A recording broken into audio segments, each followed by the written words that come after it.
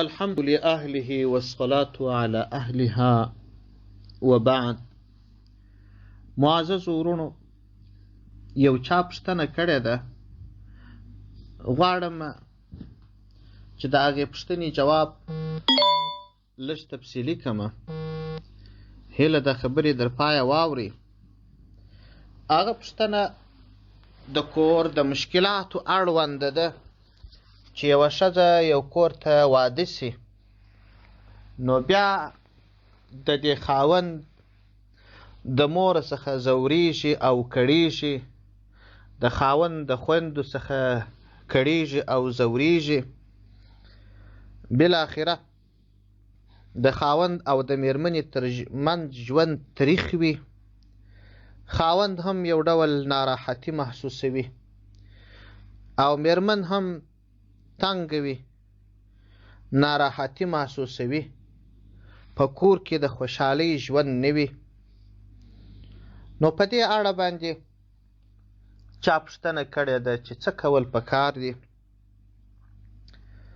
نو زما جواب دا دی، معززو ورونو، دغسې ستونزې یا تر دې لږ یا تر دې ډېرې یا دې ته ورته په اکثرو کورو کې دي. غټه خبره دا ده، لویه خبره دا ده چې ښځه د خاوند حقوق نه پیژني، خاوند د ښځې حقوق نه پیژني او خواښانې خپل حقوق نه پیژني.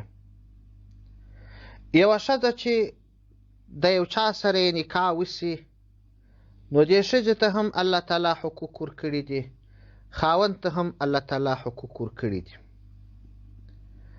د ښځې حق دا دی چې کله خاوند ورسره نکاح وکړل، خاوند به مهر ورکوي. هغه مهر د دې حق دی چې دا په هغه باندې کور کې او خپله یې په جیب کې اچي، خاوند ته یې بخشي، پلار ته یې بخشي، اله ته یې پرېږدي، د ځان سره یې راوړي. په دغه پیسو کې نه د خاوند حق سته، نه یې د پلار حق سته، نه یې د ورونو او د مور حق سته. زیات وخت مشکل پر دې رامنځته سي چې خاوند ښځې ته ولور یا مهر ورکړی وي، پلار یې پر خپل سر و دې ښځې ته کور وروکي. ښځه چې کور راوړي، نو هغه خواښې و د خاوند خویندې یې پیغورونه ورکوي چې پلار هېڅ شی نه دی درکړی، دونه ډېرې پیسې زموږ څخه واخیستلې، او ولې سمې بسترې نه دي درکړي، او ولې زر نه دي درکړي، ولې کالي نه دي درکړي. دغه خبرې و دې خواښې ته حرامې دي، د خاوند خویندو ته حرامې دي.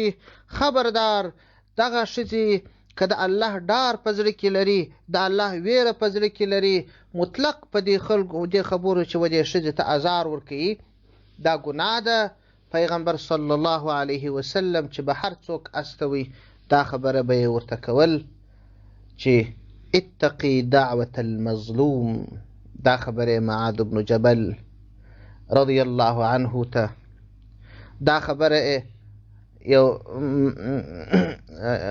د یوازې یوه صحابي نه بلکې څو صحابو ته یې کړې ده چې د مظلوم د آه څخه وویرېږه. که خدای مکړه دا خواښې او دغه د خاوند خویندې دا ښځه په دې وځوروي او د دې د زړه څخه آه او شرا ووځي، بیا به په دنیا کې هم ژوند تریخ وي، په آخرت کې به هم ژوند تریخ وي. الله جل شانه و مسلمان ته وعده ورکړې ده چې زما د قانونه که ووتلې، زما قرآن ته که دې شا کړل، زما دین ته که دې شا کړه، تنګ ژوند به ضرور در کوم. ژوند یو په دنیا کې دی، یو په قبر کې دی، یو په آخرت کې دی. درې واړه به ژوندونه به دې الله عز وجل درته تنګ کړي. اول حق د ښځې دا دی. دوهم حق د ښځې دا دی چې مهر یې ورکړي.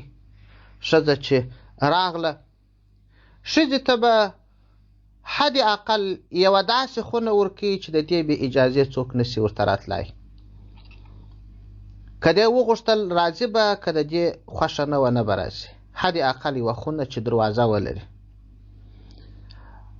زیات وخت دغسې پیښیږي چې یوه ښځه راواده سي، دا د دې خونه دا محفوظه او مسؤونه نه وي. خواښې پر خپل سر راځي، لوښي یې باسي، که د خاوند خویندې وې، ورونه یې کشران وه، هغه راتلل، په دې خونه وتل، ننوتل. دې ښځې ته اجازه نسته، مجال نسته چې خواشي ته ووایي زما خوندې ته مه راځه، زما خونې ته مه راځه، یا د خاوند خوند ورونو ته وایي زما خونې ته مه راځه. حال دا چې د دې نه یې خوښه د هغو ورتګ ورته جایز نه دی. دا د دې ښځې حق دی پر خاوند باندې. دا حق به ورکوي. نو که چیرې یوه خواشه دا حق د مژوره اخلي یا د خاوند ښځې اخلي، یو خو ډاکه ده او بل دا چې د خپل زوی او ورور سره هم جفا کوي، هغه شرعي حق چې ښځه ورباندې لري د هغه څخه محروم کړي. د دې هم غاړې بندې دي، د هغې هم غاړې وربندې کړلې. دریم حق یې دا دی چې ښځه په دې کور کې اوسېږي، خوراک څښاک به ورکوي. څلورم حق یې دا دی چې خاوند به ښه ګزاره او ښه معیشت ورسره کوي. وعاشروهن بالمعروف. ښه ګزاره. ښه ګزاره نو څه ته وایي؟ که هغه سوال ځینې وکړي دا جواب ورکړي، دی جواب ورکړي. او که چیرې هغه مریضه وي دی پوښتنه ورباندې وکړي، او هغه یوه غوښتنه وکړي دی یا غوښتنه ورپوره کړي یا معقول دلیل ورته ووایي، او د ښځې سره د اوسېدلو کښېنستلو د دې حقوق برپا یې کړي. دا ښه ګزاره ده. نو د خوراک او د چښاک حق یې پر خاوند دی. د ښه ګزارې حق یې پر خاوند دی. او همدا ډول پر خاوند یې دا حق دی چې دی به دا د خلکو د ظلم، ښکنځلو، پوچو، رد ویلو څخه ساتي.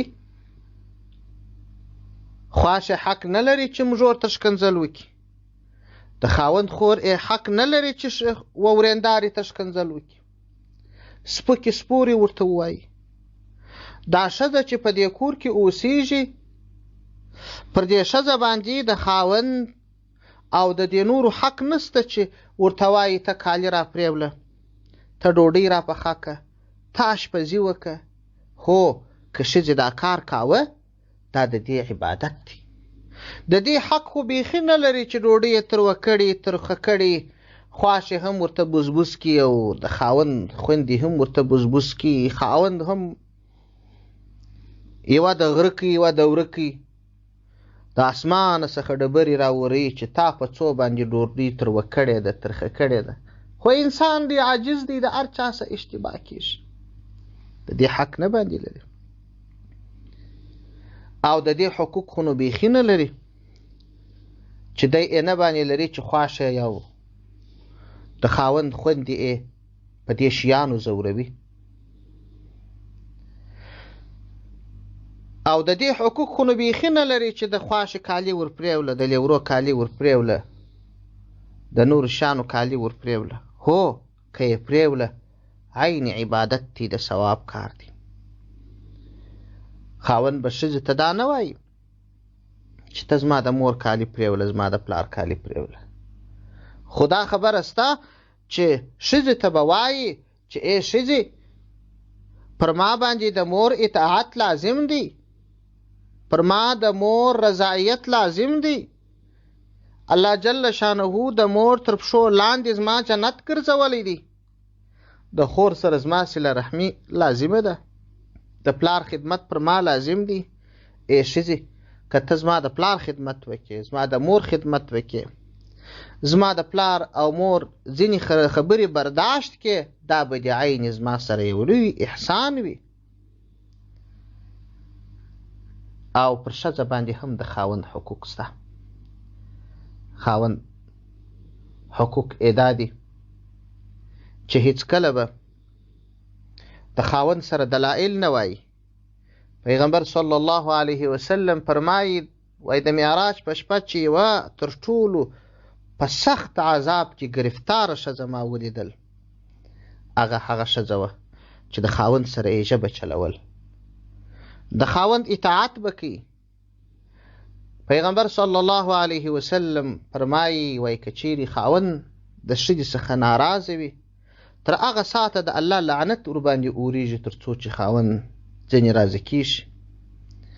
او ښځه به هغسې د کالو او خوړو غوښتنه د خاوند څخه نه کوي چې هغه د ده تر توان وتلی وي. الله جل شانه فرمایي وعلى الموسع قدره وعلى المقتر قدره. د هغه خاوند د حال او شان سره مطابق د ښځې حقوق دي پر خاوند باندې. او ښځه به د کور چوکیدار وي، هیڅکله به د خاوند رازونه بل چاته نه وایي، او هیڅکله به د خاوند په مال کې خیانت نه کوي، هیڅکله به د خاوند مور او پلار ته په سپکه نه ګوري، هیڅکله به د خاوند بې اجازې د کوره څخه نه وځي. دا د ښځې حقوق دي پر خاوند، هغه د خاوند حقوق دي پر ښځه باندې. که دغه حقوقو ته درناوی وکړل سي، ښځه د خاوند سره د صداقت ګزاره وکړي، مور و پلار ته په درنښت وګوري، خیانت ورسره ونه کړي، درواغ ورته ونه وایي، د خاوند بې اجازې په مال کې خیانت ونه کړي، او همدا ډول د خاوند بې اجازې د کوره څخه ونه وځي، او خاوند د ښځې ټول حقوق پوره کړي، بیا به نو ولې د خاوند او ښځې تر مابین جلاوالی راځي؟ او هیڅکله خاوند ته جایزه نه ده چې یوازې او یوازې د هغه مور خبرې اوري، بې له دې چې د ښځې خبرې واوري دې ته وهل و کوټل ورکوي، یا یوازې د ښځې خبرې اوري او مور ته په سپکه ګوري، د مور خبرې نه اوري، دا هم کبیره ګناه ده. نو په دې لحاظ چې د قیامت په ورځ باندې حساب کیږي، په دنیا کې هر شي ته یو اندازه سته. زر دا په ګرام تلل کیږي، غنم و جواري و وربشي په منو په خرورو تلل کیږي، او چای و بره و پلمېټ دا په کیلو تلل کیږي. په دنیا کې هر شی وزن لري، په ذره باندې د دنیا هیڅ شی نسته، خو د قیامت حساب په ذره دی. که یوه ذره خیانت خاوند یا میرمند وکړي، الله جل شانه حساب ورسره کوي. نو پر دې باندې ایمان ساتل، ومن يعمل مثقال ذرة خيرا يره ومن يعمل مثقال ذرة شرا يره. دا لو خبره ده. مور او پلار دې هم هیڅ کله داسې نه کوي چې د خپل اولاد آینده ژوند دې ته نه ګوري، او دې ته نه ګوري چې د یو بل چا دغسې لور لکه ستا چې زوی دی او ستا کور ته راغلی دی، د بل چا اولاد ته دې په سپکه سترګه نه ګوري. تربیت دې وکړي، زغم دې وکړي، نصیحت دې ورته وکړي. والسلام علیکم ورحمة الله وبرکاته.